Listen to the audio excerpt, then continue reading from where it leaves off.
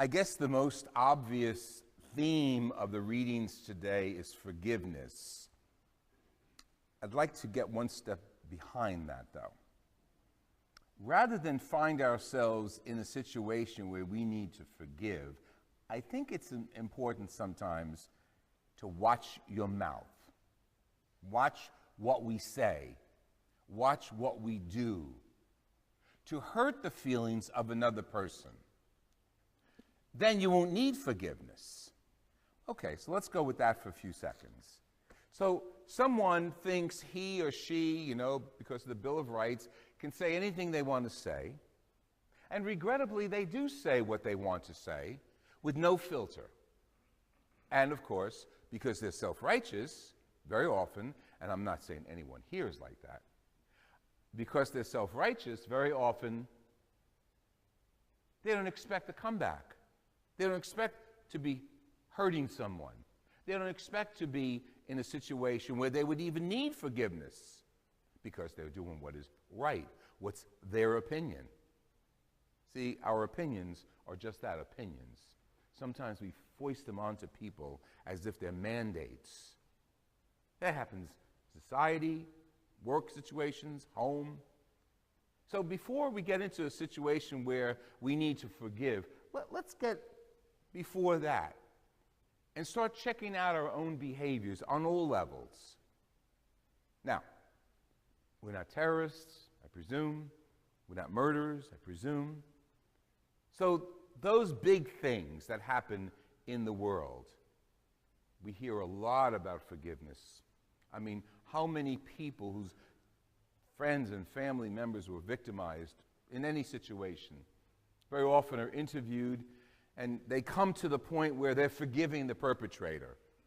I mean, Pope John Paul II was a good example. He went to visit the perpetrator in prison. And so many books have been written about the need to forgive and how the forgiveness is so important to the victim. Yes, and that's 100% accurate because the scriptures go back into the book of Sirach hundreds of years before Jesus, and they talk about that. And the thing we have as Christians is we have a Lord, Jesus Christ, who is human and God, divine and human. Not a coincidence, not a mistake, not an arbitrary thought of God, but very important because it dignifies our human behavior. And it gets us to look at ourselves as human beings. And Paul summarizes it when he says that no one lives for oneself, no one dies for oneself. If we live in the Lord. If we die in the Lord. So the appreciation that we have as Christians, that our role model is Jesus Christ, is very important because you're not doing it just for yourself, but we're doing it for God and our participation in his divinity. He's human and divine, shares his divinity with us. So what we do humanly affects our humanity. But because we're Christians, if we hold on to the faith in Jesus Christ, what we do also reflects our faith and our spiritual life with Jesus. And we know, go back to Sirach, and he says very clearly, wrath and anger are hateful things. They're hateful things. And he says the sinner holds on to them. Well, maybe it's the process. A sinner would hold on to those things. Hate and vengeance and wrath. And then he or she becomes the sinner by holding on to them. It's a very interesting weave we have here. And the sinner who holds on to these things, and let me pull that out of the car. We're all sinners, we know that, but let me just say us. As we hold on to those things, wrath, anger, revenge, who are you hurting? Look in the mirror. We know very well human nature. If I'm hating someone, I'm feeling the wrath and pain of that hate. If I take the energy and time and look what Jesus gave us a way of looking at ourselves humanly, psychologically, as well as spiritually. So if I take the time to get revenge, to speak filth of someone who's hurt me, to go back and seek anger and carry it out, what am I carrying? I'm carrying the weight of revenge, and it's toxic. It's a cancer that goes within my spiritual and human life and ruins me. Now, again, I want to go back one step. Let's not find ourselves in the situation where we're causing someone to hurt or to be pained, and therefore she or he has to forgive us. So it goes on both sides. We have to be people who follow Jesus Christ, human and divine. He's our Lord. He's our role model. So we've got to watch what we say and what we do. And again, I'm not talking to terrorists. I'm not talking to warriors here. I'm talking just a family that comes to church and seeks God more in our lives. But sometimes even we are self-righteous and Christian. We think Christian, I say it with quotes, and we can say anything we want. We can correct one another. We can give our opinion and think it's valid. We can say what we want to say, dependent, and not even care if it hurts you or not, because what I say is right. That person can go to hell, as far as I'm concerned, because she or he is being a phony, disregarding Jesus' own command of loving. There would be no reason to forgive if people weren't hurt. So let's go back into that category of forgiveness. The need to forgive, the need to reach out, the need to understand that we are human beings, and what happened to me as a victim of some crime or some insult, don't forget I'm with Jesus, all of us, is happening also to Jesus. So therefore, I have to put my humanity and my divinity forward and say, basically, let me role model myself on Jesus Christ. I know that's a pain, isn't it? Because he was God. But in his humanity, he acted as a human being. Even on the cross, Father, forgive them. He acted as a human being. You know what he could have done on the cross. The crowd said, hey, if you really are the Son of God, jump off the cross, free us, and do all these wonderful things. He didn't cling on to that. He didn't cling on to his divinity, because he specifically came here to show us how to be human beings to the best of our ability. And he reveals his divinity to us. And of course, we go back to the parables of Jesus that again teach us the depth of forgiveness. It's a parable. He says it's a parable. One guy comes in, he owes the master. Now, it's funny, it's a huge amount. In the original Aramaic, it wasn't a huge amount. It was like, they didn't say this, it was like $1 gazillion. You know, it was like beyond counting. That's how big it was. Now, so Jesus wants to make the impression very clear. This man comes in, he owes the master $1 gazillion. The master,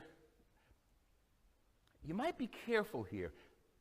Was the master manipulated to forgive him? Don't know. Sometimes we manipulate to get our way, and sometimes we manipulate the feelings of another person just so he or she will take care of us, forgive us. Be careful of that, because Jesus reads our hearts.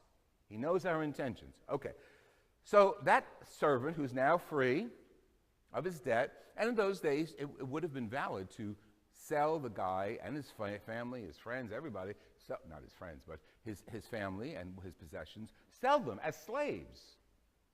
So the master would have gotten what he owes. Then that would have been a whole nother story. He goes out and he doesn't show a bit. And that's what it was. He owed a bit. The new guy owes a fraction to this freed servant. And what does he do? He already manipulated the master. Oh, I'm sorry, I can't do it. I'll do anything for you. You know, you've seen it, you've heard it. Maybe in our families, our friends, it's part of a kind of toxic behavior that some people have. Oh, next time will be different. I mean, manipulators, batterers, serial killers, the list goes on and on. Oh, next time will be different. I'll make sure, I'll fix everything for you. And then goes out and commits a more serious crime. And the more serious crime is not having mercy and forgiveness on his fellow servants. Not long ago, someone, I'm not going to even put him in a category, that I've known for a while, was on the other side. You know, the other side. He didn't do what I did, and he was different, very different. And he manipulated situations where he downgraded my name, my personality. I'm not going to reveal too much. Okay, so I cut him off, okay? Now we're at a social event, and I'm a priest. We're at Mass. That's what the social event was. And this person, you know what I wanted to say, right? He's next to me during Mass. And through no fault of my own, because I didn't choose to sit next to him. Not a priest. Okay. He's next to me during Mass, and now the sign of peace comes. This was during the year of mercy, 2 years ago. He turns to me, puts out his hand, and I said, no, thank you. I know you're not supposed to do it, but I'm sorry. I hadn't forgiven him. I didn't want anything to do with him. He was toxic, and my philosophy, if you're toxic, get away from me. I didn't hurt him. I didn't insult him. I didn't talk about his family. Didn't wish him my look. Nothing. I just didn't want to have connection with him. So he turns to me and says, Lou, it's the year of mercy. Oh, my God. Did I want to smack him upside his head? Here we are in front of Jesus, about to receive the Eucharist, and he's manipulating me. Okay. I said, okay, I'll shake your hand, wish you peace, but you need to get in touch with me so we can talk it out. Did he get in touch with you? Because he didn't get in touch with me, and that's 2 years ago. And he's still thriving in his own little world. That's pure toxicity. And I don't think Jesus would want us to mingle with that. As Christians, we're known to keep away from near occasions of sin. Being with him would have been a near occasion of sin. Forgive him? Yeah, that's it. It's over. What he did is over. I'm not going to be his best friend. That's being stupid, going back for more. That's the batterer, going back, oh, because he said something nice to me, I'll forgive him this time. No. Distance is safe for all of us. So maybe Jesus doesn't like my philosophy on this, but I'm sorry, Jesus, I'm human and you're divine, and you came to me to give me the example. So I'm trying to live up to the best example that I have in your behavior. And you know he did things like that. He lost his temper in the temple. He told Peter to get behind him. Jesus was real. Jesus was a human being besides being divine.